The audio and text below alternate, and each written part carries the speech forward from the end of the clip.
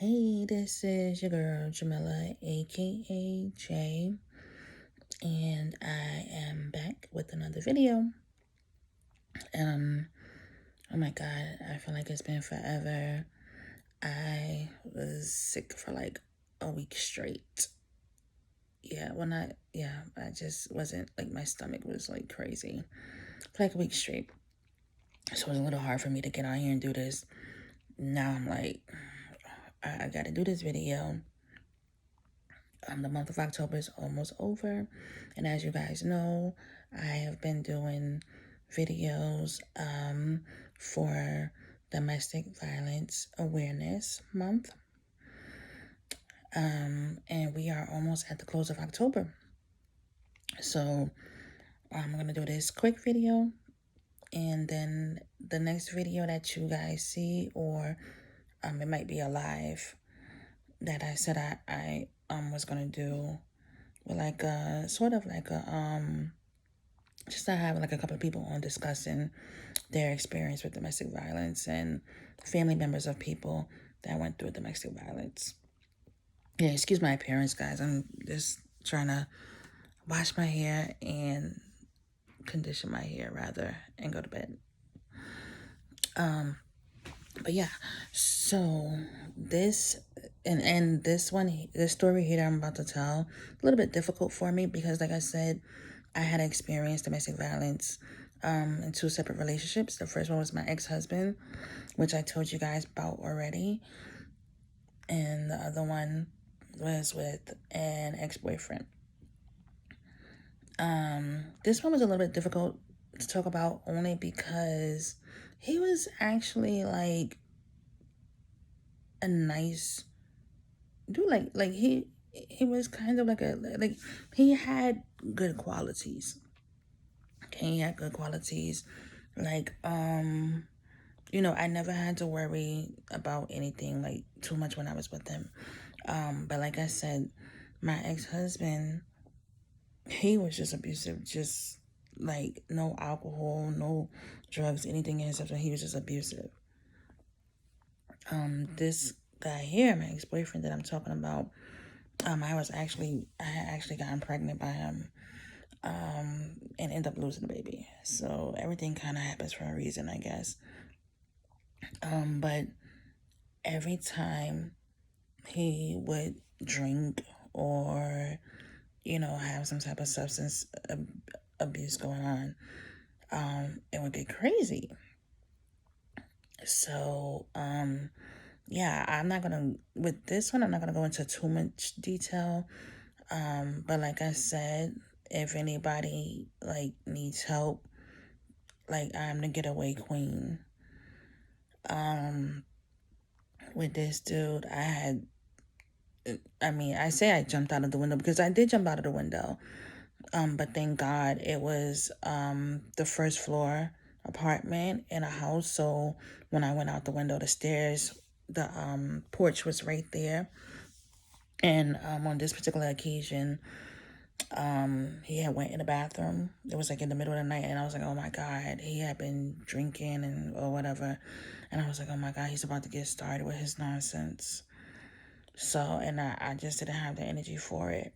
Like, I was tired. Like, I lost a lot of sleep, being up late and stuff, but, with this dude. But when he went in the bathroom, because, like, the bathroom was, like, down the hall, we were renting a, room in the house. So, the bathroom was down the hall, and he got up and went to the bathroom. Now, in my mind, like I said, I'm the getaway queen. In my mind, I already knew like the drama was about to get started. So I had my shoes sitting there side by side together. I had my jacket right where I knew it was going to be. I had my purse right next to my jacket. I had my clothes like just kind of sitting neatly to the side. And I had a plan. And I had my keys because where we were living, you had to get out the front door, of course, but then there was a gate that you had to get out of, and you needed your key to get out of the gate. Can you imagine if I would have tried to get out the house and realize, oops, I didn't have my key? So no, I had a plan. Like I was not wasting it. So anyway, what happened was he got up and went to the bathroom. When he went to the bathroom, I waited for like a second just to make sure. And then I think I like peeked out the door or something. I saw him like in the mirror or something. So I just threw my clothes on real quick and grabbed everything because I already made a mental note of where everything was at. And guess what? I didn't even go out the door because if I would have went out the door, he would have heard the door or he would have saw me. And once I would have got out that first door, because there was like the little hallway area, and once I would have got out that door, then I would have had to get out the other door, and then I would have had to get out the gate. So me being a getaway queen, kindly opened the window, stepped out the window onto the porch, and went out the gate. And it was gone, just like that. That was the only time, because I ended up, I was still with him. Because like I said, it was only when he was drinking or doing some type of substance abuse. Other than that, like, what's it gonna do?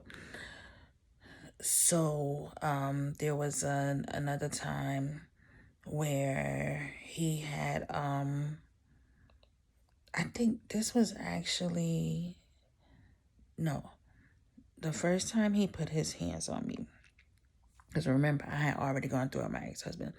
The first time he put his hands on me, it got crazy because I was like, no, this is not happening again. Like, no, I need to let him know, like, you're not doing this. So, he had put his hands on me, and I won't say the reason why, only because, like I said, it was substance abuse involved. So, he had put his hand on me that night, and then I had to go to work the next day. So when I went to work the next day, I worked in Brooklyn, downtown Brooklyn, where like the Models, like around the corner from the Models on J Street in Fulton. So what I did was, on my lunch break, I went and got a bat from Models, and I came home before he got there, and I laid down in the bed. I put the blanket over me, and I had my sneakers on, and I had the bat next to me. And when he came in the house, he was like, hey, baby, how you doing? Like nothing happened the night before. And I waited for him to get a little bit closer, and then I went crazy. Yeah. Yeah, it's like saying, okay, I guess you could say like I became the abuser now, but no, I feel like I was more so protecting myself, which wasn't the right thing to do. I should have just left. I don't advise anyone to retaliate or try to stand up and say, oh, I'm a beat them. No, just leave. It's not worth it.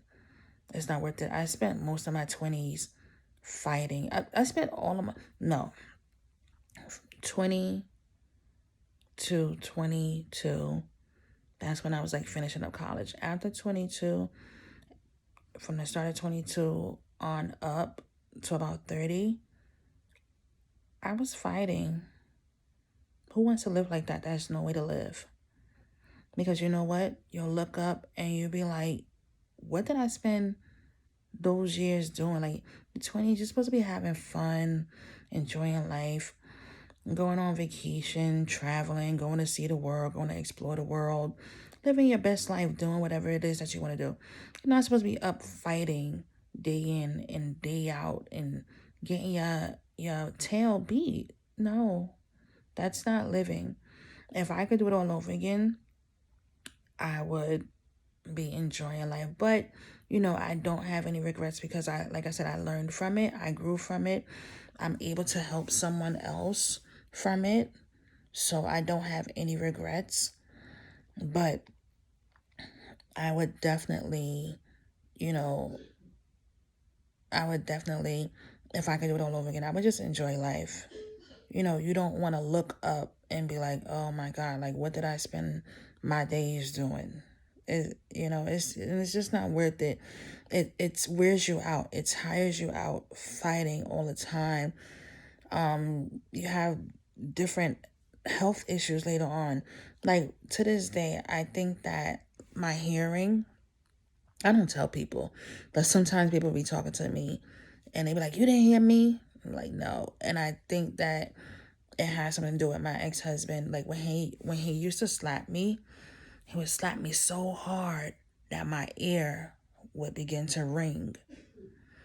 It would be so hard. So I think that now, that's probably has something to do with why when sometimes some people say something to me, or I'll be like, what you say? Repeat that.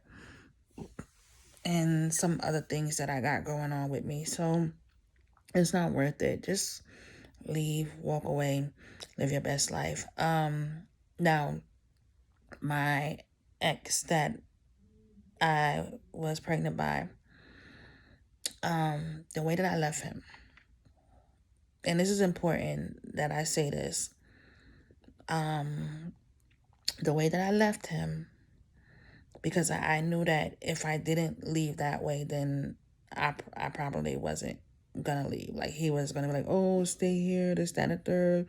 He called me Stinky. I was like, Stinky, I need you to help me. And so the way that I left, and I'm glad that I left when I did. I'm gonna tell you guys why. So I left the house. I went and stayed at a hotel for a couple of days. I lived in Brooklyn, so I went and stayed at a hotel in Queens. And because that way I knew he wouldn't find me. He went to my friend's house looking for me, but of course I wasn't there. So I stayed in a hotel in Queens for a couple of days. It was so peaceful.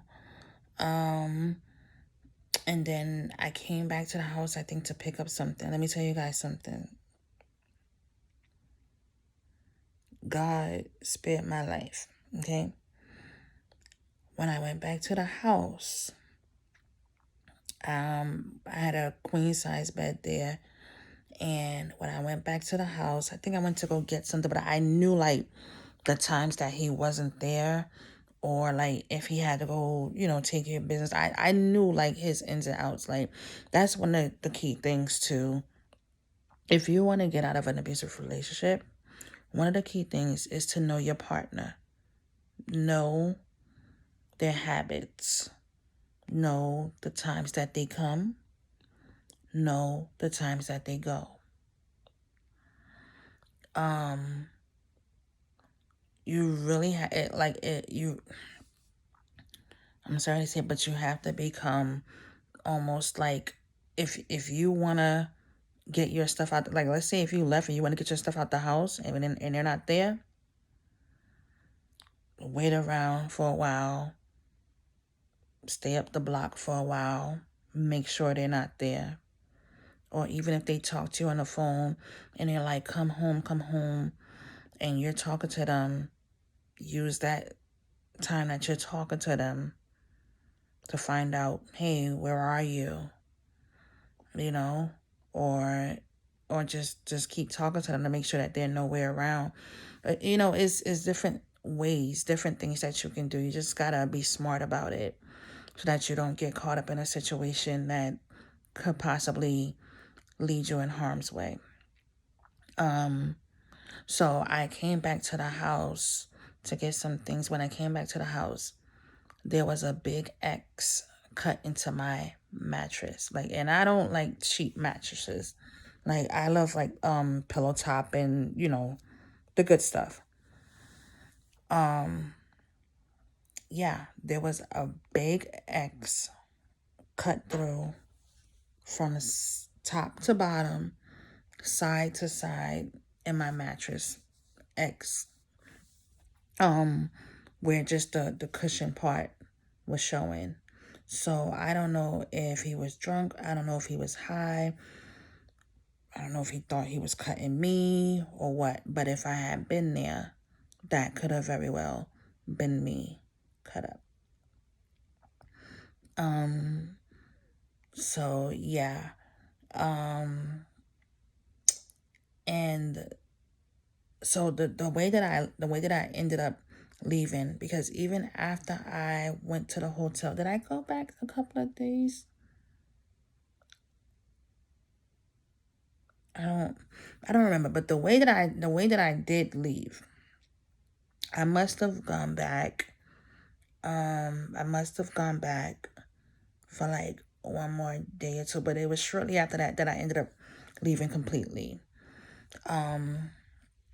He was hitting on me the night before. Yep, the night before, and probably that morning or whatever, because he was drinking or whatever. And I was in school at the time. I was working on my master's degree. So what happened was, he was used to me going to class the same way I said, know your partner's comings and goings. He was used to me going to school.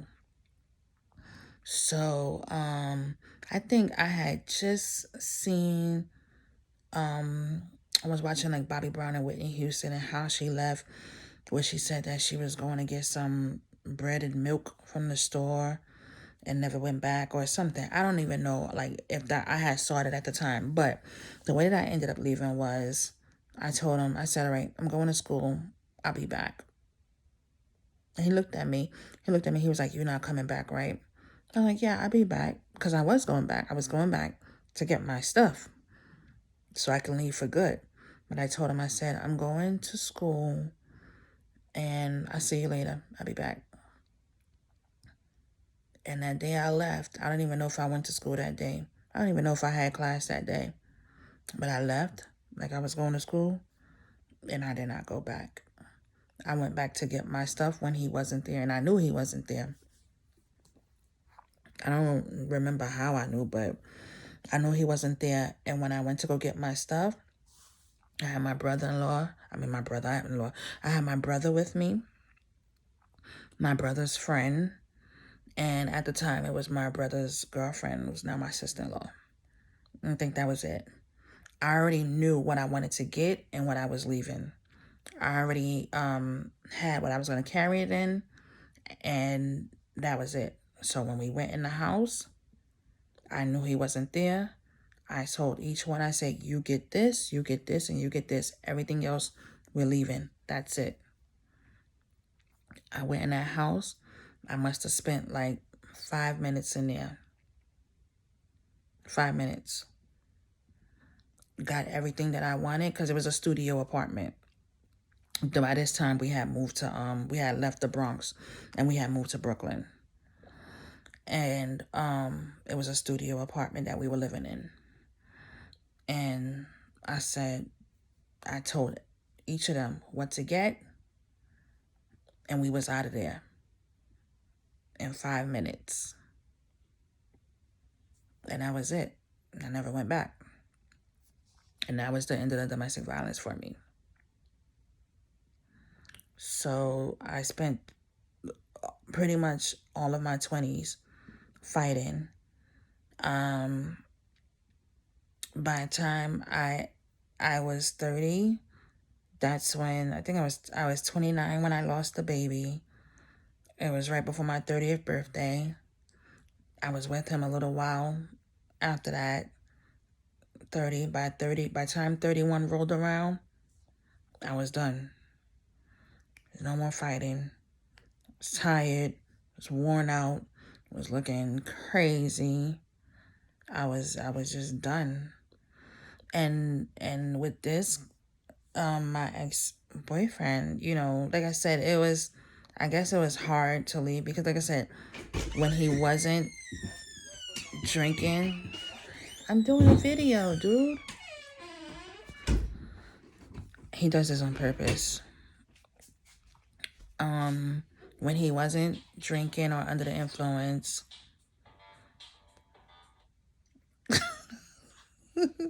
when he wasn't drinking or under the influence, everything was good.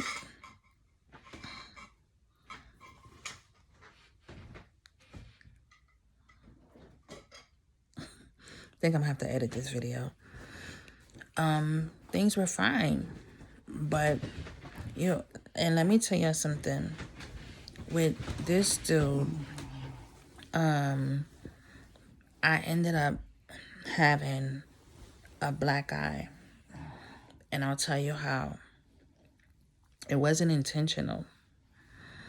What happened was he was high or drunk or something, and he came in late one night. This is when we were living in the Bronx. He came in late one night, and he was talking to me. I was sleeping, so the room was dark. And he got up out of he was laying down or whatever, and got up and started saying something to me, going like this, pointing in my face, pointing. And because it was dark, he did it. And when he pointed and poked me in the eye. And it looked like he punched me in the eye. But no, he didn't. He poked me in the eye. And so, even with that, like, even though it was an accident, like, it didn't have to happen.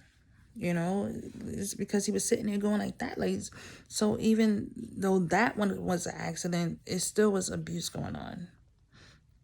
So, yeah. I mean, there were other incidents that happened with that one, like with me, like just running, like on the run, just like I'm out of here, I'm leaving. I was always running. Like I said, I'm the getaway queen, but if you truly want to get away and you need help, you can always reach out to me.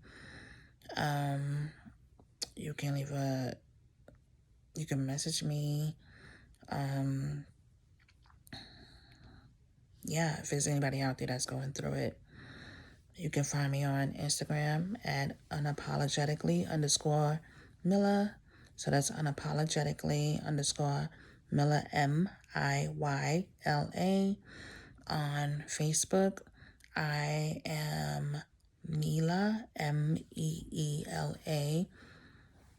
Cody, Cody. Well, you can find me under Meela Cody, but when you get to my pages, my name is J Miller. Or you can just comment here on YouTube. Let me tell y'all something. I remember the one time that I did try to like go for help, right? And it was when I was with my ex-husband, and I tried to call the domestic violence hotline, right? So I tried to call a domestic violence hotline, and it was like a 800 or 888 number or something. And I dialed the number wrong. I was in the kitchen, like trying to call like silently so he wouldn't hear me because he was in the back in the room. And I called the number, and it turned out to be like a phone sex line number. Yeah, that was the worst. I was just so irritated, like, seriously? But yeah, if you need any type of help or you just want to talk, you can always reach out to me. But like I said, the best thing to do, live your life, enjoy your life. God gave you one life to live. Don't waste it fighting. Let me tell you something. Even now, like, I'm not an arguer in my relationship. I'm not an arguer. I will say what I have to say. And within like 5 or 10 minutes, I'll move on from it. I'll be upset for the moment.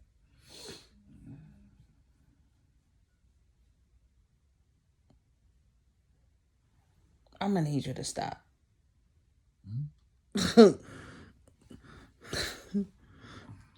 I'll be upset for the moment, but like 5 or 10 minutes later, like, it's gone for me. I might even, like, it depends on how severe it is.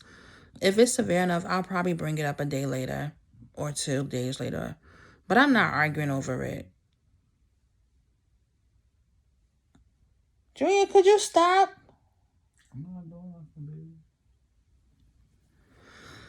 I'm not arguing over anything. I might increase the volume in my tone of voice or something, but that's only when I'm not being heard. But yeah, I'm not arguing over anything. Life is too short to be arguing. And then, sometimes I see where people argue and they fight, and then next thing you know, the person leaves, and then, something happens to them. Like, nobody wants to live with any guilt or regrets or anything like that. Life is too short to be arguing, and life is too short not to live it and to be fighting and letting somebody abuse you. So, it's just leave and, just move on from it. That's your best bet. Unless you want to stay there. If you want to stay there, that's fine, but life is too short. Okay? And I will be back with the next video. And guys, it is almost November 1st, which means I will be back to doing the BKG Crown Jewels live. So yes, I missed my lives. I missed you guys, my customers. I missed the VIP group. Yeah. So I'll be back to that November 1st or whatever the first Saturday or Sunday is in November. I have to check and see. And just so you guys know, there will be a lot of specials because November is my birthday month. And why not? Why not have specials? Okay. So I will see you guys soon. And I will catch you on the next either live or video with the discussion regarding domestic violence awareness. And then we're going to wrap it up. And that's it. All right. Bye, guys. Love you. Mwah.